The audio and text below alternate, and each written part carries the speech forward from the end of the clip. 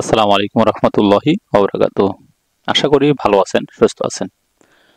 589 জনের পাসপোর্ট বাতিল, বিপাকে প্রধানমন্ত্রীর এমপি ও মন্ত্রীরা।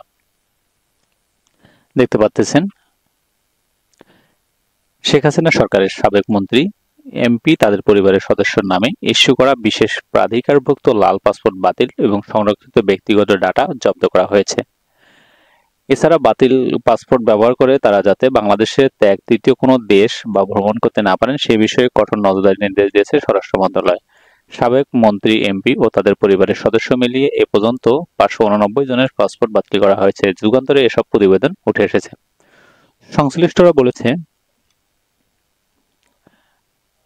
এই পদক্ষেপের ফলে শেখ হাসিনা সহ ইতিমধ্যে যারা সীমান্ত অতিক্রম করতে সক্ষম হয়েছেন তাদের পক্ষে বিদেশের মাটিতে নির্বিঘ্নে চলাচল করা কঠিন হয়ে পড়বে। এছাড়া বৈধ হতে পাসপোর্ট ও স্বীকৃতি ভ্রমণ দলিল না থাকায় বন্ধ হবে রাজনৈতিক আশ্রয়ের পথ। সূত্র জানায়, সরকারের পতনের পরপরে হাসিনার মন্ত্রী, এমপি ছাড়াও 14 দলীয় জোট নেতাদের পাসপোর্ট বাতিল করা হয়েছে।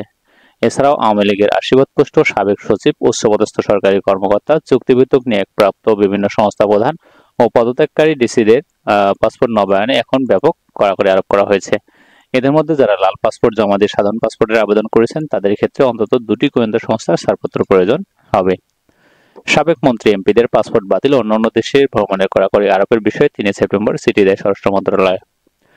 এতে বলা হয়, দ্বাদশ জাতীয় সংসদ বিলুপ্ত হওয়ার উদ্ভূত পরিস্থিতিতে উক্ত সংসদের কূটনৈতিক পাসপোর্টের প্রাধিকারভুক্ত সাবেক প্রধানমন্ত্রী, মন্ত্রীবর্গ, প্রতিমন্ত্রী, উপমন্ত্রী, চিফ হুইপ, সংসদ সদস্য, স্পিকার, ডেপুটি স্পিকার, বিরোধী দলীয় নেতা, উপনেতা এবং উপদেষ্টা পদমর্যাদার ব্যক্তিদের অনুকূলে ইস্যুকৃত কূটনৈতিক পাসপোর্ট বাতিল করা হয়েছে। উক্ত বাতিল পাসপোর্ট ব্যবহার করে যাতে কেউ বাংলাদেশ হতে বিদেশে বা বিদেশে তৃতীয় কোনো দেশে ভ্রমণ করতে না পারেন সে লক্ষ্যে প্রয়োজনীয় ব্যবস্থা গ্রহণের জন্য নির্দেশক্রমে অনুরোধ করা হলো। তালিকায় যারা ইতিমধ্যে সাবেক মন্ত্রী, এমপি, তাদের পরিবারের সদস্যদের মিলিয়ে 589 জনের পাসপোর্ট বাতিল করা হয়েছে। স্বরাষ্ট্র মন্ত্রণালয় থেকে 22 আগস্ট পাসপোর্ট অধিদপ্তরে এ সংক্রান্ত নির্দেশনা দেওয়া হয়। এর পরপরই দ্রুততর সময়ে লাল পাসপোর্টধারী মন্ত্রী, এমপি ও তাদের পরিবারের সদস্যদের তালিকা প্রকাশ করা হয়। পরে তালিকায় কপি আগারগাঁও বিভাগীয় কার্যালয় সহ দেশের সব পাসপোর্ট অফিসে পাঠিয়ে দেওয়া হয়। এছাড়া পুলিশের বিশেষ শাখা ও অন্যান্য গোয়েন্দা সংস্থাগুলোদের দায়িত্বপ্রাপ্ত শাখা প্রধানদের কাছে অনুলিপি দেওয়া হয়। সূত্র জানায়, তালিকাভুক্ত ব্যক্তিদের পাসপোর্ট বাতিলের পর কম্পিউটার সিস্টেমে সংরক্ষিত তাদের ব্যক্তিগত তথ্য ডাটা জব্দ করা হয়।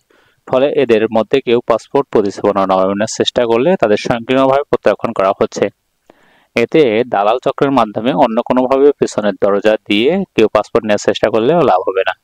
সরেজমিনে আগারগাঁও বিভাগীয় পাসপোর্ট অফিসে গিয়ে জানা যায়, আত্মগোপনে থাকা সাবেক মন্ত্রী, এমপিরা নিজে না এলেও পরিবারের নামে ইস্যুকৃত লাল পাসপোর্ট বদলে সাধারণ পাসপোর্ট দেওয়ার তদবির করেছেন প্রতিনিধিরা। আজকে পর্যন্ত বন্ধুরা, ধন্যবাদ। ভালো থাকুন, সুস্থ থাকুন।